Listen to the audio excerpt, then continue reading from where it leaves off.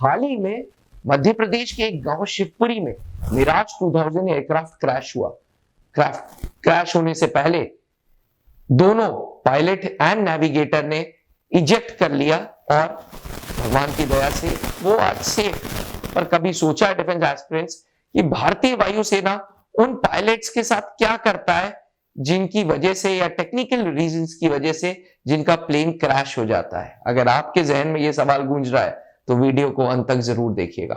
नमस्कार, स्वागत है आप सबका त्रिशूल डिफेंस एकेडमी के यूट्यूब चैनल पे। पहले मैं क्षमा चाहूंगा कि मैं इस वीडियो पे बात करने का सही हकदार नहीं हूं, क्योंकि मैं एयरफोर्स का एक बोनाफाइड मेंबर नहीं हूं। हाँ, मेरे फादर एक फाइटर पायलट थे।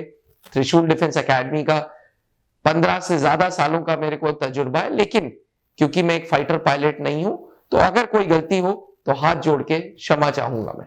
एस्पिरेंट्स, कोई भी टेक्निकल रीजंस की वजह से किसी की भी मशीन्स खराब हो जाती हैं, हमारे बाइकें खराब हो जाती हैं, गाड़ियां खराब हो जाती हैं, ऐसी एयरक्राफ्ट्स एंड हेलीकॉप्टर्स भी खराब हो जाते हैं।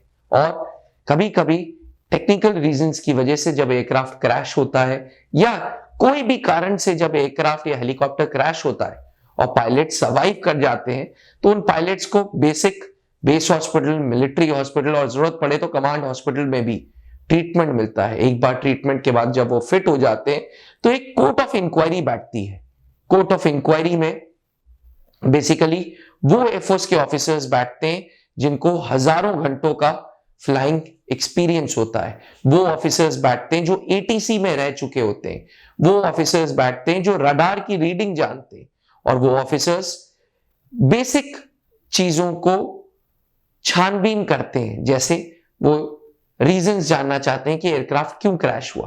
वो फ्लाइट डेटा रिकॉर्डिंग्स एफडीआरस को देखते हैं, उसको रीड करते हैं। वो एटीसी ऑफिसर्स का इंटरव्यू लेते हैं, वो पायलट्स का इंटरव्यू लेते हैं।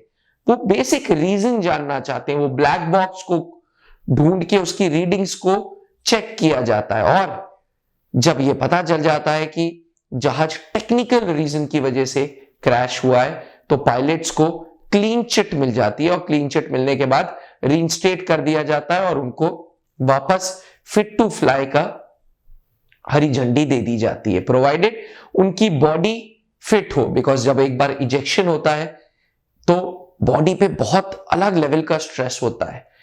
आपकी बैकबोन, रीढ़ की हड्डियों के अलग अलग जो लिगामेंट्स हैं वो फ्रैक्चर हो जाते हैं। आपकी मसल्स के जो टेंडन्स हैं वो फ्रैक्चर हो जाते हैं।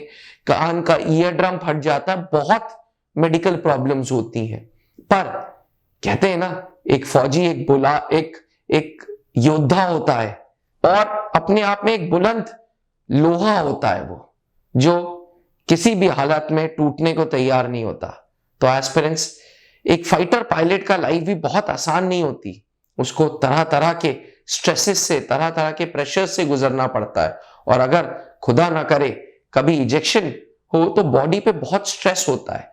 तो एक पर्टिकुलर रेस्ट टाइम के बाद उनको रीइंस्टेट कर दिया जाता है और फिट टू फ्लाई कर दिया जाता है। जैसे आपने विंग कमांडर अभिनंदन जी के साथ देखा था, जैसे कारगिल युद्ध में फ्लाइट लेफ्टिनेंट नचिकेता के साथ हुआ था। ऐसे बहुत सारे ऑफिसर्स हैं जिसका हमें आपको पता नहीं चल रहा है, बट वो आज हेलीकॉप्टर्स उड़ा रहे हैं, प्लेन उड़ा रहे हैं और कोई पुराना एक्सपीरियंस उनका खराब था, लेकिन इसके बावजूद एयरफोर्स उनसे सर्विस ले रहा है। तो एयरफोर्स इसीलिए तो कहा जाता है one of the best organisations to join है। अगर आपका सपना भी भारतीय वायुसेना में एक फाइटर प्लेन चलाने का, एक हेलीकॉप्टर चलाने का है, तो त्रिशूल डिफेंस एकेडमी आओ और वो कॉम्बैट यूनिफॉर्म पहनो जी।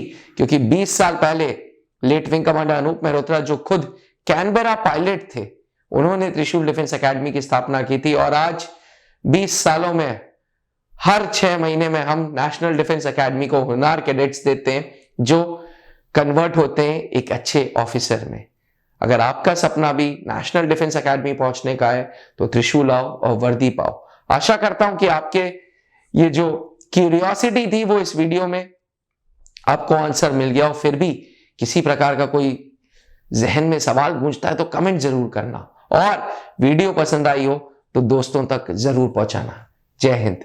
अब डिफेंस एग्जाम क्रैक करना हुआ और भी आसान। त्रिशूल डिफेंस एकेडमी लेकर आए हैं बिल्कुल ही एडवांस लर्निंग ऐप। तो आज ही ज्वाइन करें और स्टार्ट करें अपनी ऑनलाइन क्लासेस।